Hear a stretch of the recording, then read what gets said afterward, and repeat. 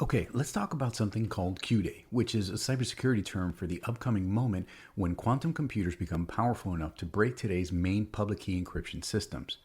You see, modern encryption relies on complex math, like taking two enormous prime numbers, multiplying them together, and then using that product as a basis for a key. Going forward is easy, but reversing the process to find the original primes is painfully hard. It's not that encryption is truly uncrackable, it's that the time and energy required to break it using today's technology makes it mathematically infeasible. But quantum computer changes that math drastically using something called a qubit. Instead of trying one possible key one after another in sequence, which could take hundreds of years, quantum algorithms can evaluate an enormous number of possibilities in parallel at the same time, collapsing that search from effectively impossible to potentially crackable. So how far are we away from Q-Day, and how can we prepare and protect ourselves today for this eventual day when it arrives? In this video, we'll get into all of that, including how quantum-safe encryption aims to address the challenges with existing encryptions and what we need to do now to prepare for this day. Let's start by reviewing some basics of how quantum computing works. Now, you probably already know that quantum computers don't operate with binary bits like classical computers. A traditional bit is either a 1 or a 0, but a quantum bit, or a qubit, exists in what's called a quantum state, which can be both 1 and 0 simultaneously. Technically, this is called a superposition, and it means that a qubit represents a probability distribution instead of a fixed value. To simplify it, imagine flipping a coin. In a classical computer, the coin lands on either heads or tail, which provides one result or one state. In a quantum system, while the coin spins in the air, it's both heads and tails at the same time. Quantum algorithms perform computations during that spinning state, which explores many possibilities simultaneously. When the coin lands, or when the state collapses, you get this one result. But the results reflect an entire computation which has been performed across a massive parallel of probabilities. In basic terms, it's like testing every possible combination at once instead of trying them one by one. The system doesn't guess it.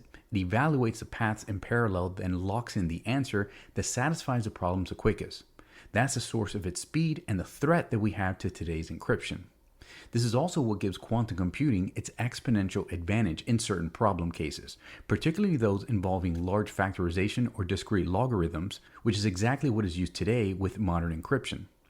In classical computing, the reason why encryption works is because of something called brute force infeasibility. Factoring a 2048-bit RSA key would take hundreds or even thousands of years with today's computers. Encryption safety isn't absolute, it's just computationally unreachable. Let's now take a moment to review the timeline based off of current agreed-upon industry experts from multiple agencies, academic research papers, and industries. Today, we're living in what's called the NISQ era, which stands for Noisy Intermediate Scale Quantum. This is between roughly 100 to 500 qubits, and it's also where Google's quantum chip Willow resides. This era is still not powerful enough to break cryptography even by Google's own definition. Systems today, while impressive, can't maintain quantum coherence long enough to perform cryptographically relevant operations. You see, this is because qubits are extremely sensitive to their environment. Any tiny vibration, temperature change, or electromagnetic interference can knock them out of their quantum state, which is a process called decoherence. When this happens, the qubit loses that all-at-once behavior that quantum algorithms rely on and essentially collapses into noise. Devices in this NISQ era have coherence times on the order of microseconds to milliseconds with high error rates. The next era is known as early fault tolerance, and this is between 1,000 to 10,000 qubits. Quantum chips in this era will have basic error correction and can handle effectively a handful of logical qubits. This is where you start to see a small number of logical qubits to stay coherent long enough for deeper operations, though still very restrained. The next era is very significant to us because this is going to be the cryptographically relevant zone between 100,000 to 1 million qubits. In this era, we have surface code style error correction, and this is also the subject of a recent 2025 paper by Google Quantum's AI team.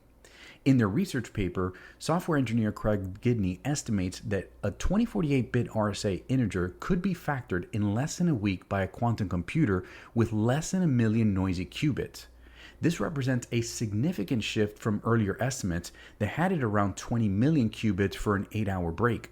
The paper redefines our previous estimates of how powerful a quantum computer must be to break RSA-2048 keys.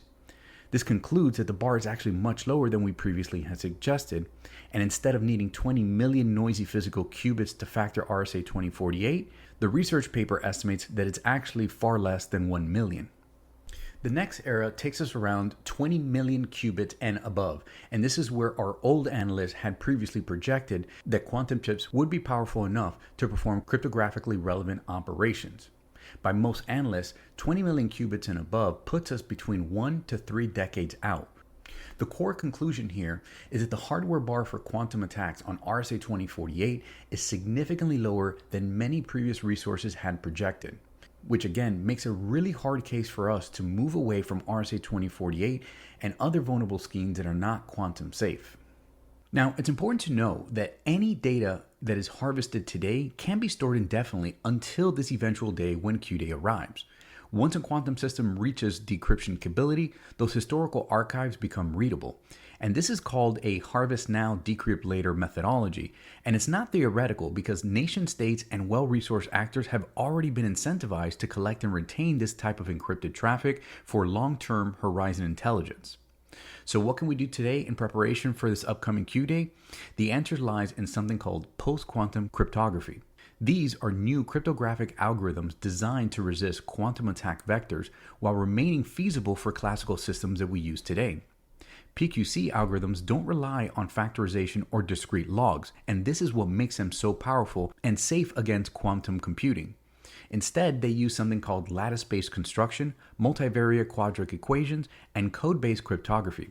This means that they use math that doesn't necessarily become easy to break just because quantum algorithms are applied to it, so the factor stays high even for quantum hardware. NIST has already made several recommendations and advisories for organizations to begin migrating to these post-quantum algorithms. In fact, they've actually standardized some key building blocks that you see here on the screen for things like key establishment, digital signatures, and they've also provided guidance on how organizations can take inventory of where RSA and ECC is used today. They also offer a phased transition plan where you can use a hybrid mode so that your migration to these new PQC compatible systems are interoperable while still gaining quantum resistance. Most vendors have actually started adding support for these NIST selected PQC algorithms over the last few years, often in hybrid configurations, so enterprises can actually start testing, piloting, and gradually deploying to quantum safe cryptography in their environments. The key thing though is that organizations really need to start taking inventory of how their sensitive data is stored and encrypted. Classifying what truly needs to exist 10 years down the road and what doesn't, make sure that it's securely wiped. If data doesn't have a clear long-term business objective, whether it be regulatory or evidentiary requirement, then it's best to remove securely altogether and not rely on something like PQC for data that doesn't need to be around that long either way. For the data that remains and newly encrypted data, we should going forward with these quantum resistant schemes and algorithms to make sure that that data, if ever harvested, can still be protected. This also means making sure that your storage encryption, your key management, and archival systems are post-quantum compliant. For data in motion, the risk isn't necessarily that today's sessions will be broken, but that potentially your encrypted traffic can be captured now and stored for later decryption. This is that harvest now, decrypt later problem that we just previously discussed. So for any type of transient flows, whether they be TLS sessions, IPsec tunnels, or API traffic, you should be looking at technologies and vendors that have PQC ready and embedded as part of the encryption stack. To frame this realistically, Q-Day will not arrive in a single day, but rather when we start to see commercial and lab demonstrations of quantum cryptography breaking, this means that nation state and well-resourced actors have likely already been abusing this for years in the wild. In the eventual Q-Day arrival, global secrecy will reset overnight, and from that point forward, only systems that are quantum safe will be theoretically trusted. Well, that does it for this video, guys, but I hope you found it informative. If you don't mind, please take a moment to hit like on this video to give me a boost in the YouTube algorithm. And if you like this video and want to see more content like this, please subscribe and hit the notification bell to stay on top of our latest releases here at the CISO Perspective. If you haven't already, please also visit us at thecisoperspective.com, where we will have all of the scripts and resources for this video and more regularly updated.